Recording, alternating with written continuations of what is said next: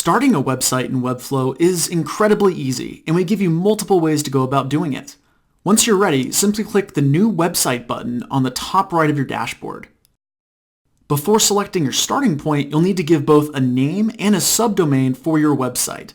The name is what will appear both on your dashboard as the name of your site, but it will also appear on the tab of the browser when the users visit your site. Your subdomain is what will be used for the link generated in Webflow. You can also add custom domains, which we'll touch on later. Before starting your website, you have the option to either start a site from scratch or use one of our many fantastic templates. If you want the most customization, you can start with a blank site. This will give you a near unlimited amount of customization options to fulfill any look and feel you want for your site. If you want to get going a little bit faster or have something with the basics already in place, you can choose one of our many free and premium templates. These templates range from one-page wonders to multi-page websites, each preloaded with features including navbars, sliders, forms, and interactions. Each of these templates are also tested and will work on all of your different devices. Plus, we add more all the time, so be sure to check out webflow.com/templates anytime. Who knows? The next template entry might be yours.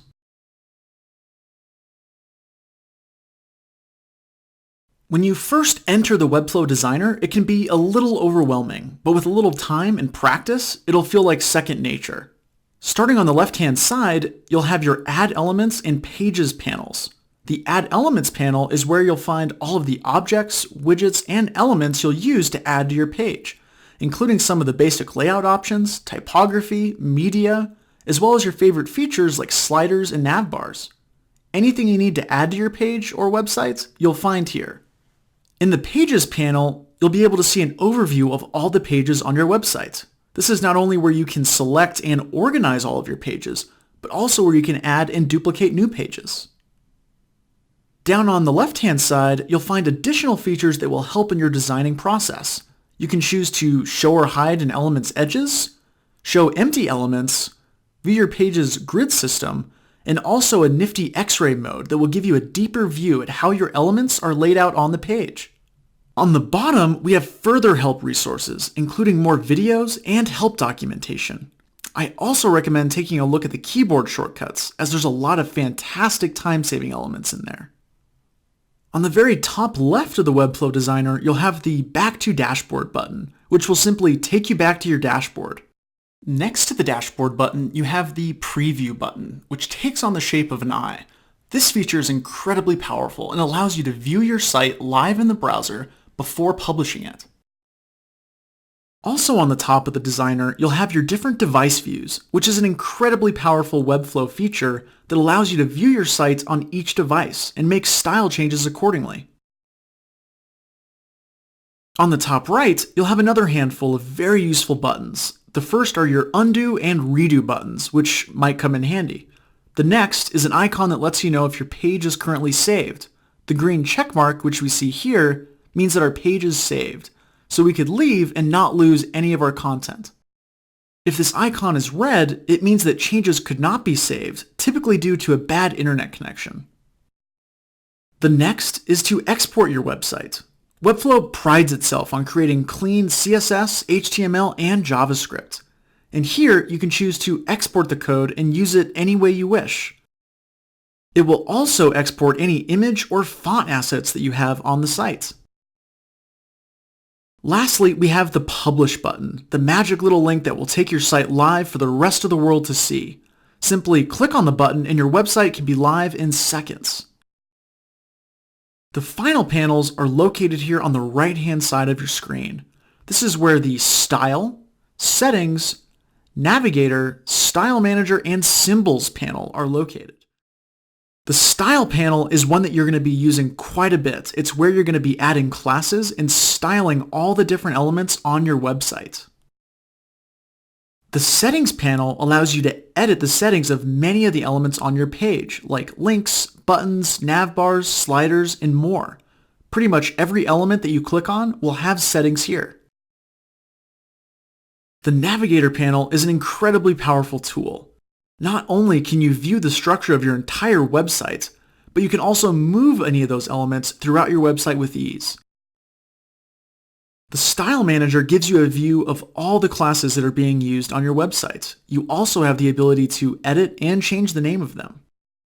The last panel is your Assets panel, which includes both symbols and interactions, two features that are incredibly important in improving your workflow and in adding engaging interactions onto your website. We'll cover both of these in later videos. And that's it. Again, at first it feels like a lot, but we're confident with a little time and practice, you'll be a pro in no time. When getting started with Webflow, it's important to understand the basics. Yes, you can simply drag elements onto the page, but there's more to it than that. Unlike other web building tools that allow you to drag elements absolutely anywhere on the page, Webflow relies on the fluid structure of the web. We do this because that's how the web works, and the end result is one that is much more reliable and structurally sound. While building a site in Webflow, the core principle we refer to is the box model, which is basically the idea of putting boxes within other boxes. I'm going to start by adding some elements to my page from the Add panel located on the left-hand side. I'm first going to add a section. Within this section, I'll place a few more elements, including a container, an image, and a header. Notice so far, all I've done is simply add objects into other objects. This is the simple principle you will use to create the structure on your website. I can also easily move these objects around by simply clicking and dragging them around the page. For a more accurate move, I can also use the Navigator panel located on the right-hand side. So now that we've added and moved objects on our page, why doesn't it look good? Well, the final step is to add styles to these elements. To do this, simply click on the element you want to add a style to. In this case, I'll choose the section. Then you add a class in the Style panel located on the right-hand side. Once you've added a class, you have the ability to give an almost unlimited amount of styles and attributes to make it look and feel the way you want. So here, we've covered the three basic steps in using Webflow: adding elements, moving those elements, and styling them.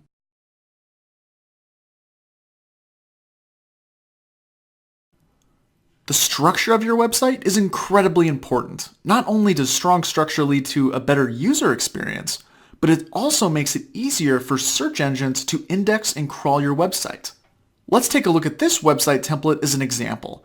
Structure is clear across this entire page and is used to create and separate the different sections throughout, as well as organize the content like we see here with the different columns. For a different view on how all these elements fit together, let's take a look at the Navigator panel on the top right.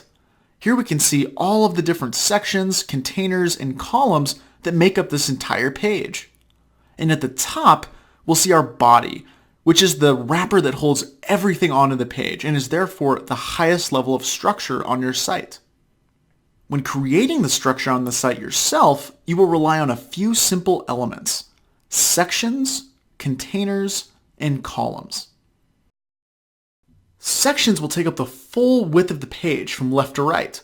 Examples of different sections are seen all across this page and used with different background colors to distinguish themselves and the content inside of it. It is also common practice and an HTML5 standard to use sections as the primary or initial wrapper that will hold all of your content inside of it. Not only are sections great for this from a design perspective, but also because it makes your website easier for search engines to index. Containers are also very common, and their main attribute is that their left and right margin is set to auto, with a max width that won't cover the entire page. The end result is a container that can hold your content nicely in the center of the page. We have an example here of a container doing just that and grouping this content together. Notice what happens if we move one piece of this content to the outside. Instead of aligning in the middle, it will go to the very left. This isn't necessarily wrong, and containers aren't necessary for every section, but it's a great structure element to use when you want your content to be concentrated to the middle of the page. Lastly, we have columns. Columns add further structure to your page by allowing you to align groups of content together in a row. This is a great example of a column being used to divide this group of content into thirds. You can edit the settings of your columns by simply clicking on the column, then navigate to the Settings panel on the top right, And here you can choose how many columns you'd like, as well as the spacing that each column will take up. You can also toggle the column views for each of your different devices, which we cover in our responsive overview video.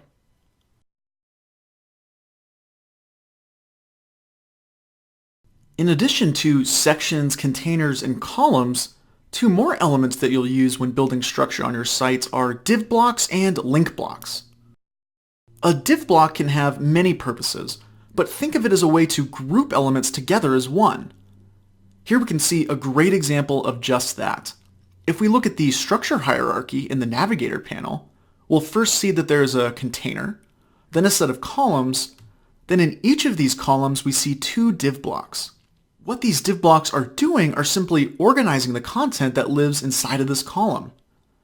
Now that these elements are grouped together in this div block, we can move and manipulate them as one single unit. So again, think of div blocks as a great tool to further organize or group some of your elements together. A link block is nearly identical to a div block and can be used for the same reasons of grouping elements together. However, there's one major difference. Anything that lives inside of this link block will now become a clickable element.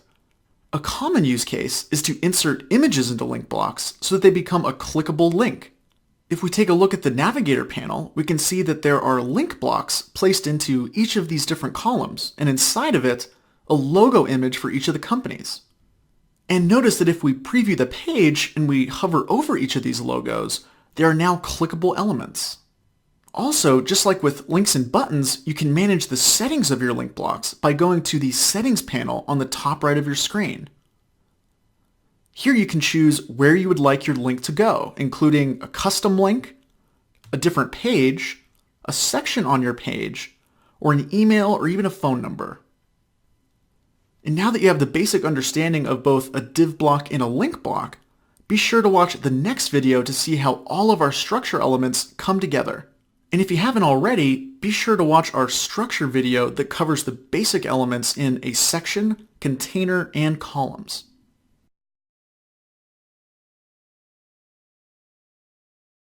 Now that we understand the overview of all of these basic structure elements covered in the first two videos, let's use them to create a section on this site.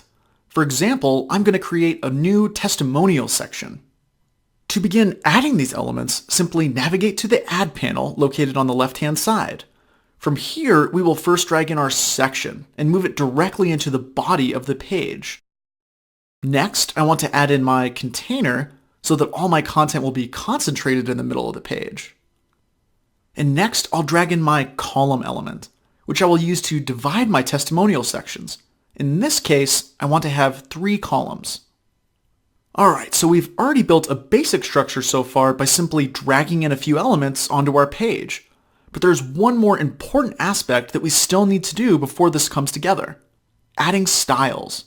Adding styles to these elements is what turns this section into something like the other sections that we see on this page. To start, I want to add a class to my section so that I can change the background color as well as add some spacing inside of it. To add a class to an object, simply click on the object first, then I'm going to navigate to the Style panel on the top right. Here I will add my class name by simply clicking inside of the text box and giving this section a name. Now that I've added a class, I can begin to add styles. For this section, I really just want to do 2 things: add background color and create some spacing. Let's first add the spacing by adjusting the padding of this section.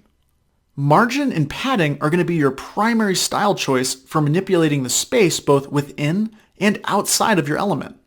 Padding, which is what I'm going to use here, adds space inside of your element. Margin adds spacing to the outside. Looking at it in X-ray mode, we can see the padding represented as the green shading for inside space, and margin as the blue shading to represent the outside space. In Webflow, you can also change margin and padding to opposite sides by holding Alt on your keyboard and adjusting either the top or the bottom. Webflow will mirror the space for both sides. Great. Now that we have a little space to work with, let's add some background color by simply changing the fill color within the background section here. And perfect. Now let's begin to add our testimonial content. The first thing I want to do is add in a div block to this column, which will work as the wrapper that's going to group all of the content inside of it. Next, I want to add an image, which will be a picture of the person giving the testimonial. I also want this image to be clickable, so I'm going to also drag a link block that I can place this image inside of. Then I'll add some paragraph text that'll be used for the testimonial itself. And lastly, I'll add a text block, which is going to include the person's name and their title. Now that I have the structure in place, I can begin to add the copy and the content, starting by uploading the picture. And finally, I can copy in this great testimonial, which was said by a very nice gentleman named John Smith. Great. Now there is just one more style that I want to add, and that's on the div block that's holding all of these elements. So just like when I added styles to the section, I'm first going to click on the div block, then navigate to the style panel to add my class. Now that I've added a class, I'm going to add some padding so that I can add more spacing within this block. To add padding to all sides, simply hold Shift on your keyboard. Perfect, this is looking great. And now, because all of these elements are grouped together in this one div block, I can simply click on the block, copy it using Command-C on my keyboard, and paste it using Command-V into my other two columns. Now, instead of having to recreate each of these for each of the individual columns, all I need to do is simply update the content. And that's about it. We've covered all the basics in these past 3 videos on how to better understand your website structure and all the elements that make it up, but also why it's important not only to your overall user experience, but also to search engines and SEO.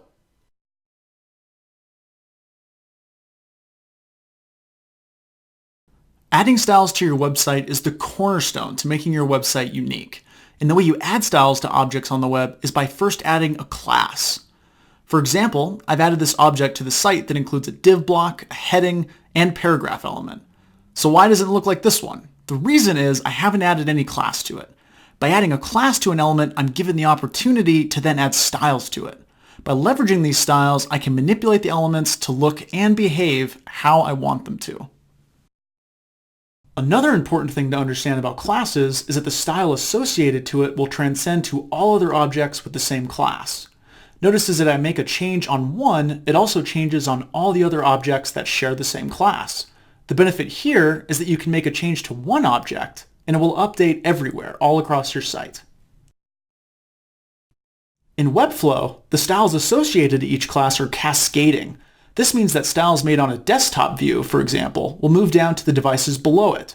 Styles do not, however, cascade upwards, meaning that any style changes that I make on a tablet would not affect the styles of a desktop. When adding a class name, you are given free rein to name the class as you wish. However, that doesn't mean that you should get too creative. A good rule of thumb when selecting a class name is to pick names that are easy to understand and identify not only for you, the person building the site, but also if anyone else were to look at it as well. In other words, you could identify the item attributed to a class just by reading the class name.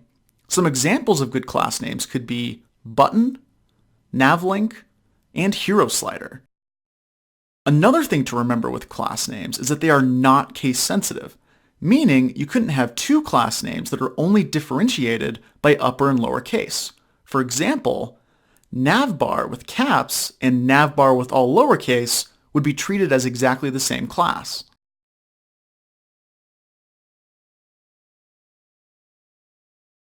A responsive, mobile-ready website is no longer a luxury, but a must-have in today's world where over 50% of web browsing is done on a mobile device.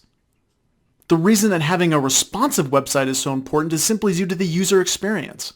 Navigating a full website on such a small screen is uncomfortable.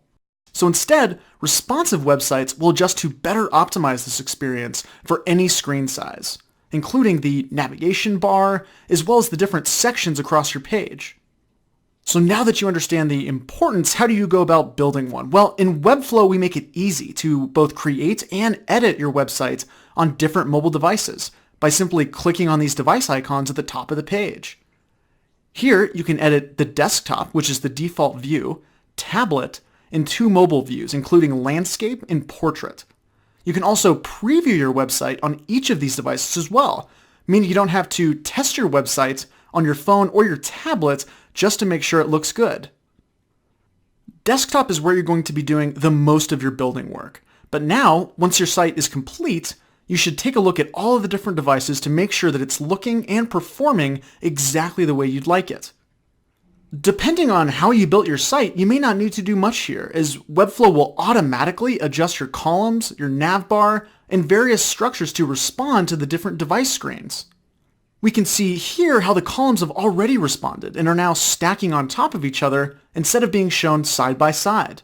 To edit this, simply click on the columns, navigate to the settings panel on the top right, and here you can see how you would like to adjust your columns so that they display the best on different devices. You have the option to show all of your columns on one row. You could show them at a full width, or in some cases, depending on how many columns you have, you could show 2 to a row. In this case, and in most cases with mobile, taking up the full width is best. This is also a great example of where before, developers might spend hours meeting the requirements of all of these different devices, whereas you can make your entire website mobile ready in just a matter of minutes. Another thing to understand when editing your website for different devices are the styles themselves. When working with a responsive website, the styles associated to your elements will cascade downwards. What this simply means is that any styles that are done on your desktop view will trickle down and carry over to all of the devices below it. For example, if I change the background color here on desktop, and then we navigate to the different mobile views, we'll notice that this style trickles down and is now a part of each of these different devices. What's also important to understand is that these styles will not cascade upwards. So any styles done on a mobile device, for example, like changing the font size or font color, won't affect this style or text on any of the devices above it. This means that you can create custom styles to mobile and tablet devices that won't affect the other device views, leading you to maximum customization to make sure that each of your devices is displaying the way you'd like.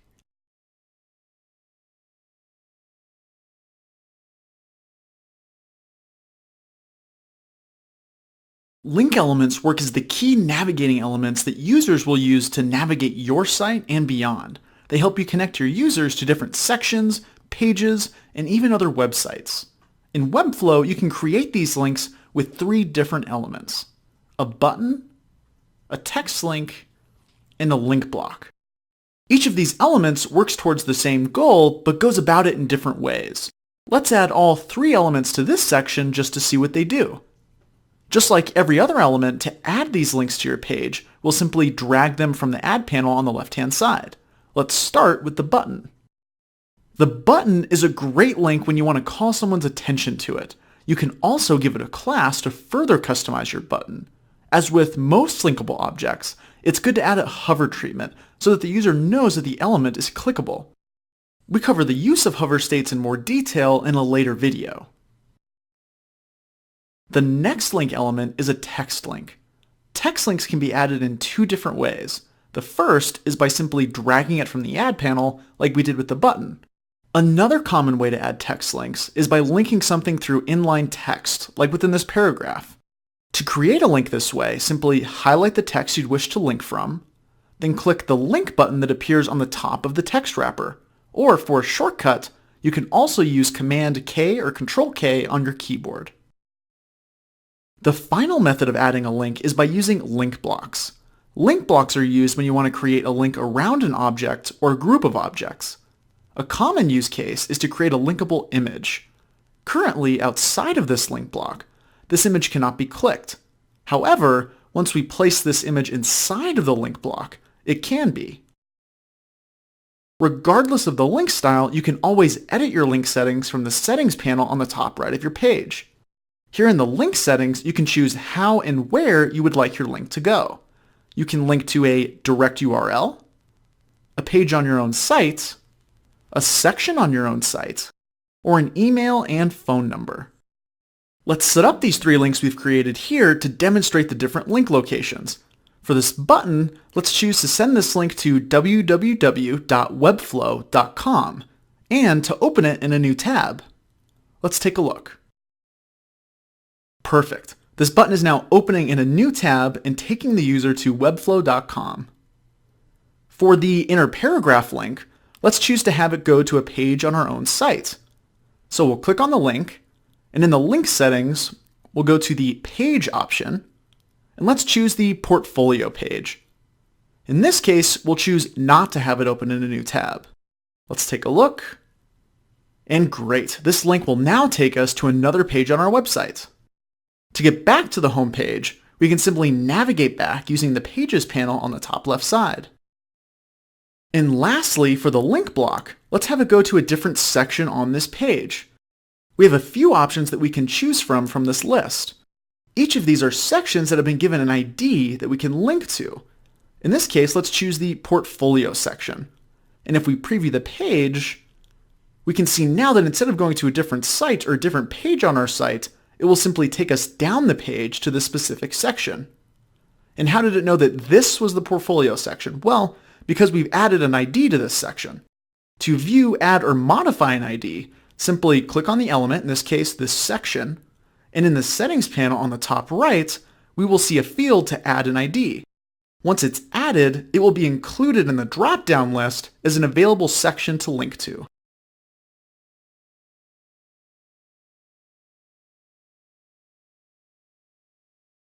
Your navbar is one of the most important elements on your website. So Webflow made it incredibly easy to both add and modify it right on your site.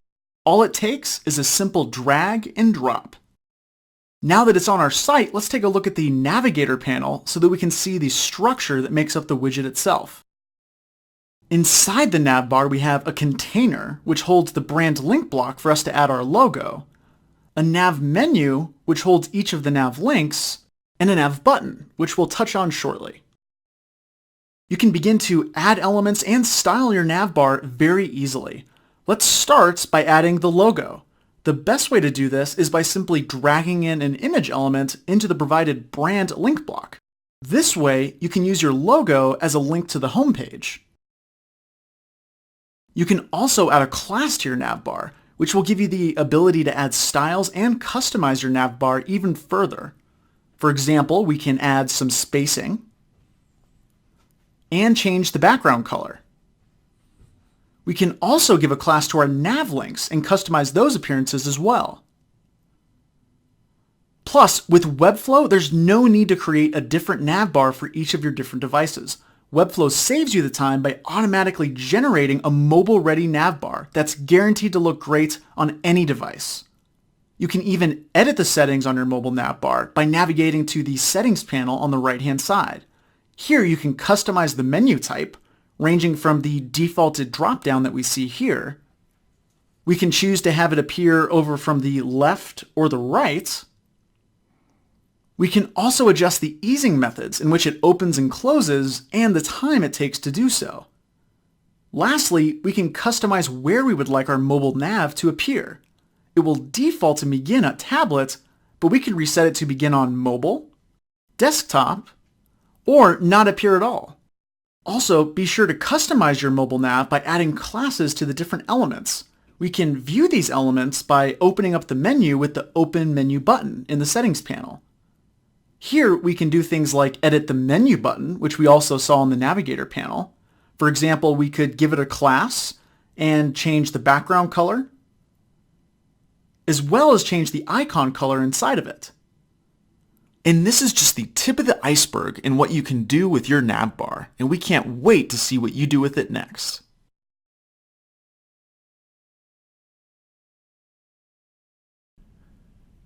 Typography is one of the most powerful ways that you can use to design your website and create an overall amazing user experience. Take, for example, this website, one of our templates here in Webflow, and see how it uses a variety of different typography styles in order to get the feel just right. Whether it's a color, a font type, a font size, font weight, There's a bunch of different things that you can use in order to maximize the potential of all the typography on your site. So how do you go about doing it? Well, in Webflow, it's incredibly easy. All you have to do is just click on the font you want to edit or add a style to. Make sure that there is a style associated or a class associated with that piece of typography over here, in which there is. Navigating down to the typography panel, this is where you're going to navigate, or this is where you're going to add a variety of different styles to your font, starting with the font type itself. Webflow is going to default a variety of different font options and families that you can choose from here. You can also add a variety more from Google Web Fonts, Adobe Typekit, and even upload your own custom fonts, which we touch on in another video as well. You can update and change the font weight. You can update and change the color to a variety, almost near unlimited style and colors. You can also update the font size and the line height. You can also change and update the kerning or the spacing between each of the letters. Down here, you can work with different things like alignment, making the font all caps, and even things like bullet points and bullet options. Down below here, there's one more feature that you can do with typography that's a lot of fun, and that's adding a text shadow. With text shadows, you can do a number of different things, including changing the color, changing the opacity, and really making it incredibly unique. And what I've shown you is really just the start at what you can do in order to make the typography on your website really stand out.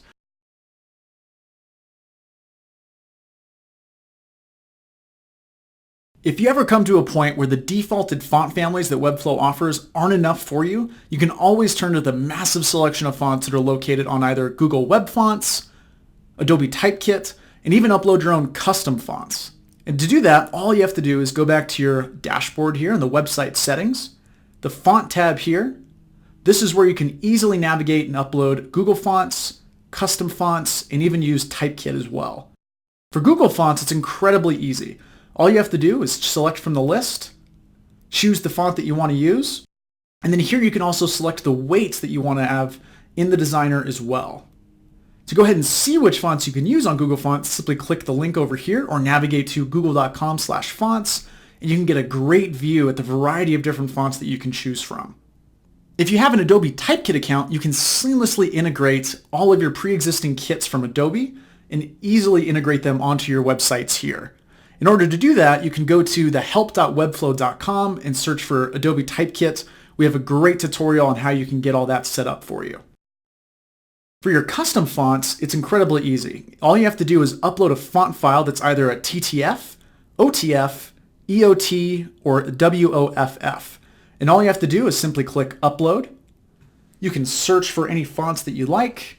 I know, for example, that I want to upload this Nexa Thin. Simply upload it. It's going to try to default a font family for you. In this case, it did it successfully. If it didn't, all you have to do is simply change or edit that font family name there.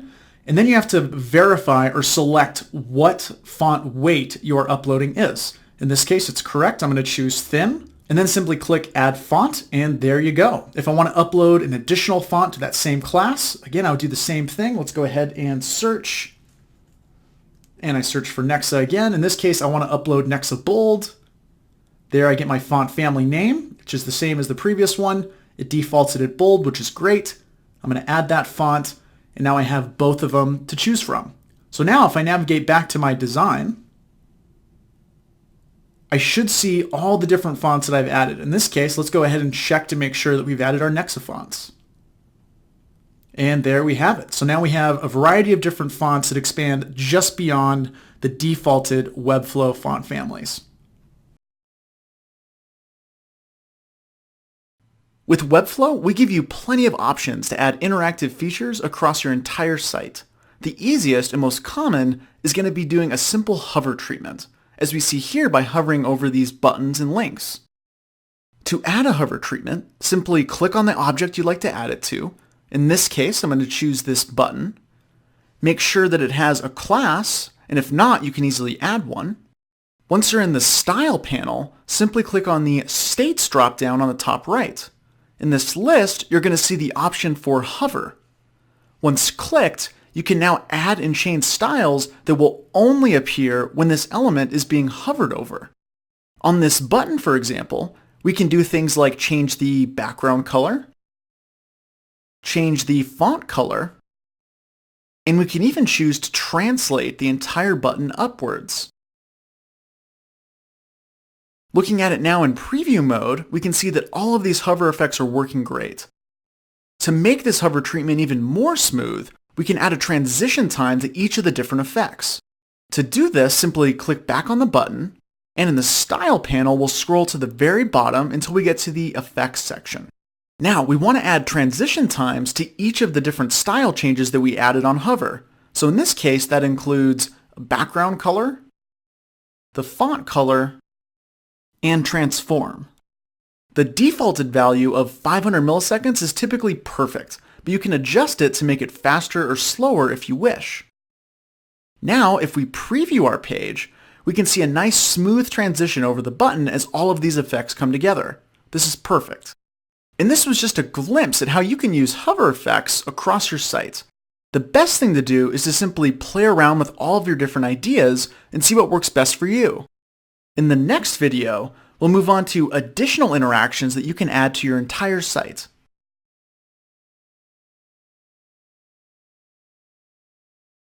In the previous video, we covered how hover treatments can lead to an engaging user experience, but that was just the tip of the iceberg. In Webflow, we give you the power to create in-site animations and interactions that before were impossible without writing lines and lines of code. To get a glimpse at the power of these interactions, visit interactions.webflow.com. Webflow interactions are based on triggers, meaning that each of these interactions is set off by a different trigger of your choosing. The triggers that we allow include load, scroll, click, hover, tabs, slider, navbar, and dropdown, so be sure to explore all of them. Let's preview a few of the more common interactions right now. Right off the bat, we're treated with a loading interaction, meaning they are triggered when the page itself loads.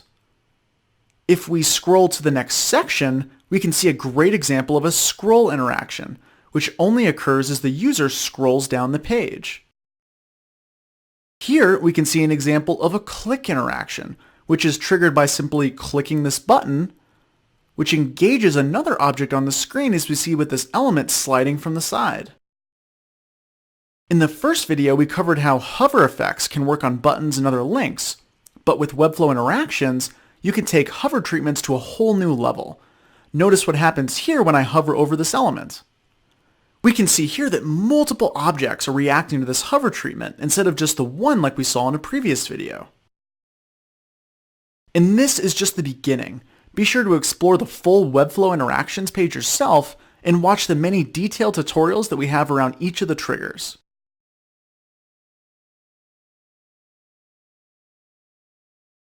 Webflow makes it easier than ever to add and manage your web pages, and much easier than if you were to build the website from scratch.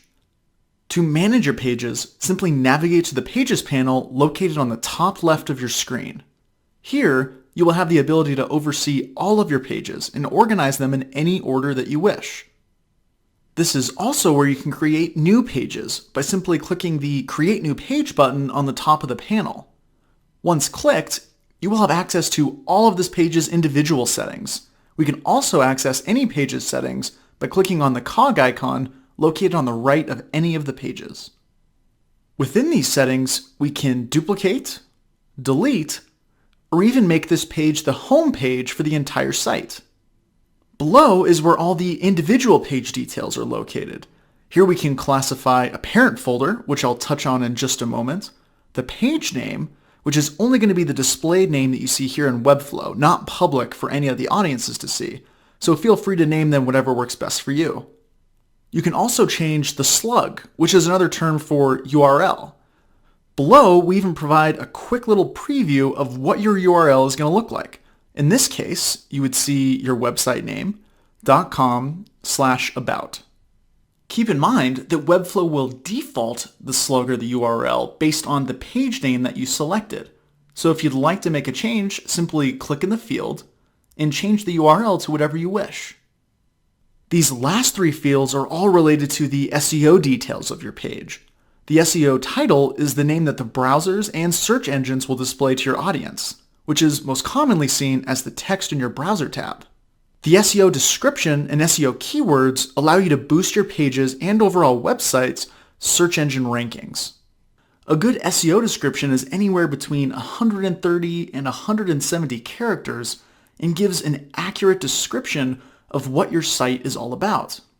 Think of keywords as the search terms that people would use in order to find your website. So it's important that these keywords match the content and the overall message that your company or your website is trying to give. You can also further organize your pages by using folders. Folders not only help in keeping your pages organized within the panel, but also within the URL as well. If I click into the settings panel of this folder, I can edit the details. Here I can change the name of the folder, but more importantly I can change the slug or the URL. Why is this important? Well, the URL will be the basis for each of the pages that we have within this folder. For example, here we have a great use case for how folders are being used. In this case, this is a design agency portfolio site, so the use of folders to organize projects is perfect. And notice, if we go to the page settings, the URL will read website.com/projects, which is the name of the parent folder and where we spoke about with the URL, Amazon, which in this case is an example client and also the page name. So not only do folders allow you to better organize your pages panel, but also create a better overall URL structure that will help in user navigation and search engines to crawl your site. And now you understand the full power of the Pages panel and how you can utilize it to create, delete, organize, and edit each of your pages on your website.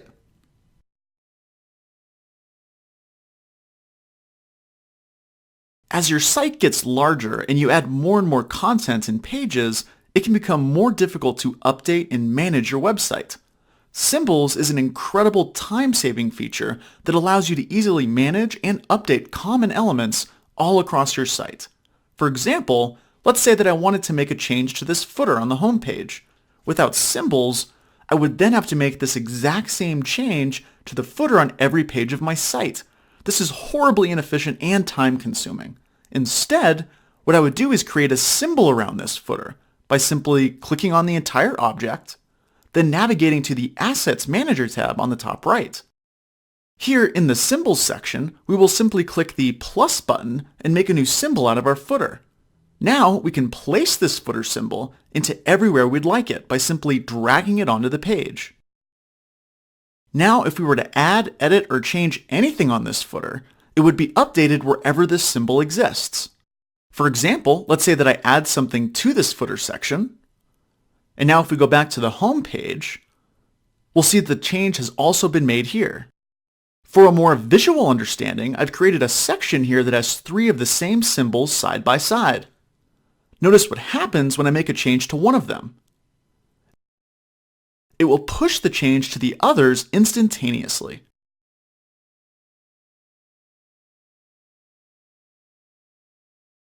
An image is worth 1,000 words, and in web design, it's no different. That's why in Webflow, we made adding and styling images incredibly easy. And on top of that, allowing you to customize and add classes to these images to even further the amount of customization that you can do. Adding an image in Webflow is incredibly easy. All you have to do is drag in the image widget from the Add panel, simply upload the image that you want from your desktop, and in seconds, you'll see it right on your site. Now from here, you can do a variety of different things, including adding a class. If you add a class to this image, in this case, we will go ahead and name it Photo. We can now add a variety of styles. For example, margin. We could add some margin and some space on the bottom of the photo. We could add some rounded corners down here in the border section. We could also add a border if we wanted to as well. And another cool feature is adding a box shadow down here in the Shadows panel. So we can go ahead and change the color and the different opacity of the shadows that we want to have. And in so many ways, it's very easy to duplicate image simply by using copy and paste. And then once an image is on your site, you can simply drag it to the different places in which you want it to go.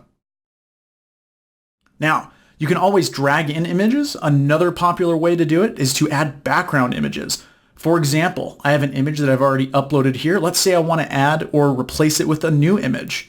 Simply go down to the background section now that this div block in this case has a class. I'm going to select image, upload image, and we can replace it with anything that we'd like. In this case, I have a background image already ready. It defaults at none of these selected options here. What we're going to go ahead and do is to choose cover. Cover is going to take into account the full section in which the image is located. In this case, it's going to cover the hero section that we have it placed in. We also have the option to add tiles. We can align it to different parts of the screen. In this case, we're going to center it right in the middle. I'm not going to add any tile in this case, so I'm going to go ahead and press the X. In a fixed option, which is really cool, notice right now the image is not fixed. Simply by clicking this little check mark here, we can add a fixed image directly into the background. So in this case, in Webflow, not only can you add and drag in images directly onto your site, like we did down here, you can also use the powerful feature of background images as well. Social media can be a very important aspect of your business and website, which is why the ability to add widgets like Facebook, Twitter, and Google+ right to your website is incredibly important. We make it really easy by just adding in the widgets. In the widgets, you can simply update or customize the widgets as you see fit to best fit your website design. And all you have to do is make sure that you type in the proper URL to each of your different social accounts. If it's important for users to find you on a map, we have a widget for that too. All you have to do is go in and drag the map widget to the portion of your site in which you want it to live, copy in or paste your address, and there you go. And just like all of our other widgets, in the settings panel over here, you can further customize your map widget by changing the zoom level, the map type, and even toggling whether or not you want to touch and drag on the map and add a scroll wheel. And just like that, you can make it easy for your users to find you on a map, as well as engage with you on social media.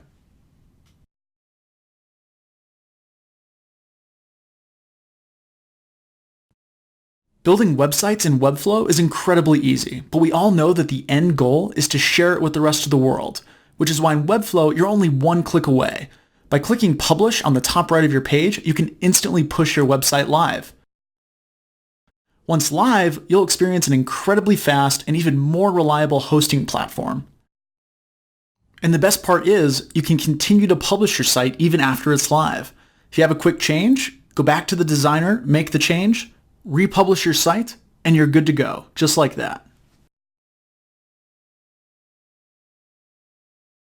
You can also use your own custom domain by going to the Site Settings, into the Hosting tab, and then simply adding in your own custom domain. Your new site can be live in minutes. After you've published your website, the next thing you can do is help people find it. To do this, Webflow offers multiple SEO optimizations to better help search engines crawl and index your site. The first thing you can do to better optimize your website is in the page settings itself. Here you can add an SEO title, which is what is going to be displayed on the Browser tab as your user is scrolling through your site, followed by the SEO description and keywords to better help Google and other search engines better understand your site. The easier for search engines to better understand your site, the better placement you get in search results, and therefore the easier it is for your users to find you.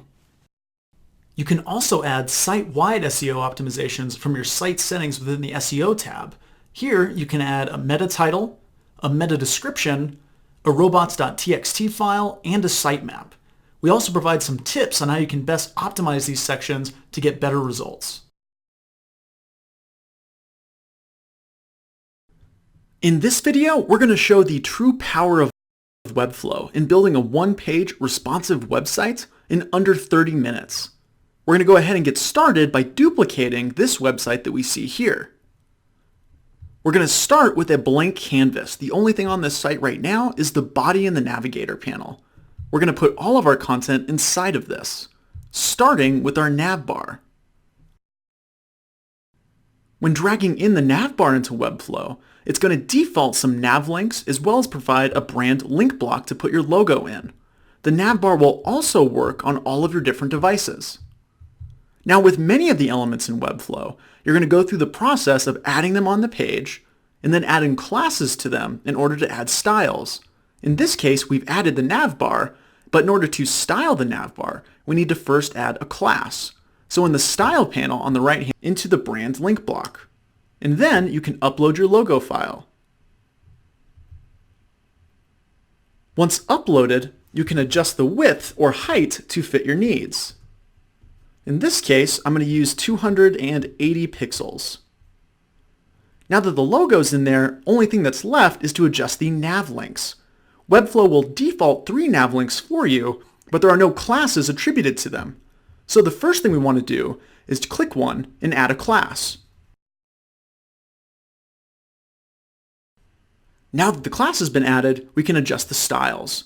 The first is the font color to be a light gray. And then to adjust the font size to be 15, and then to make all the letters uppercase. Now what we could do is simply add an additional class to each of these elements. And notice it'll copy over the same styles as the previous class. Now, because we need 4, all we need to do is simply click on one and then use copy and paste on our keyboard. Another important thing to look at when you're using links is to add hover treatments. In order to do that, simply click on the link, and in the Styles panel, locate the States menu and select Hover. Once you do, any of the styles that you change here will only take effect when you hover over that element. In this case, what I want to happen is change the font color to pink.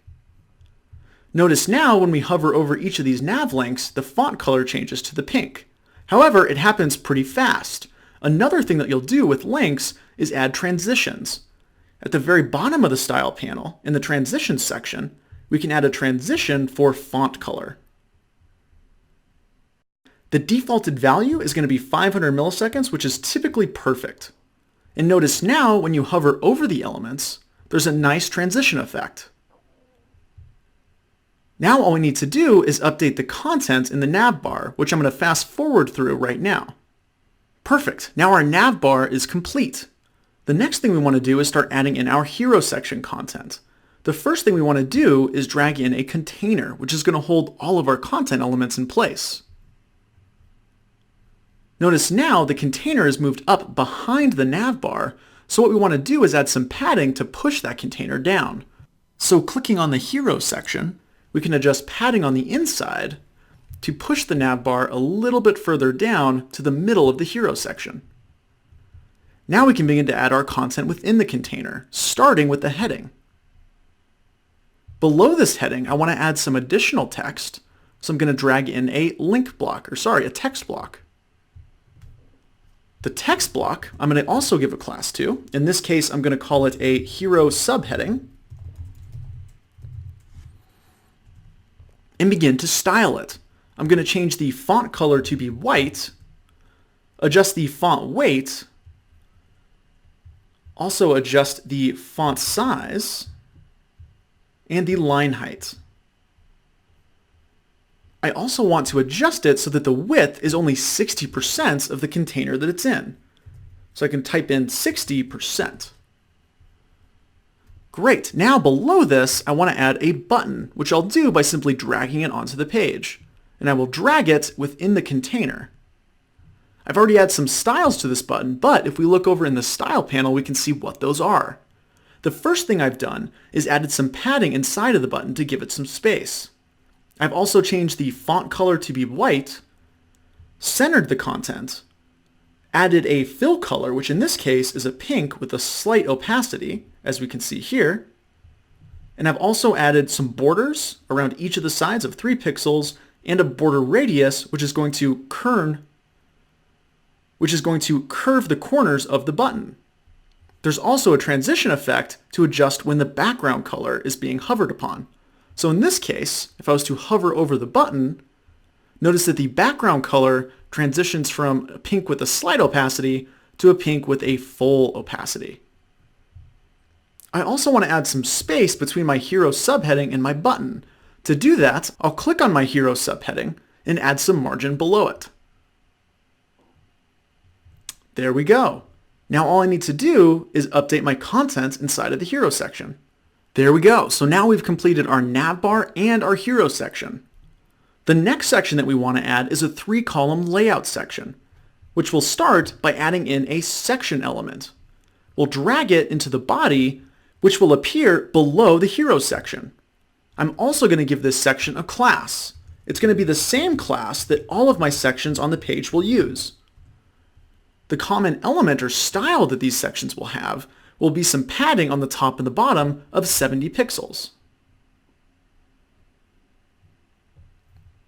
The next thing I want to do is add in my container, which is going to hold all of my content elements inside of it. The first thing I want to add is my heading. In this case, I want it to be an H2. Below this H2 is where my columns will live.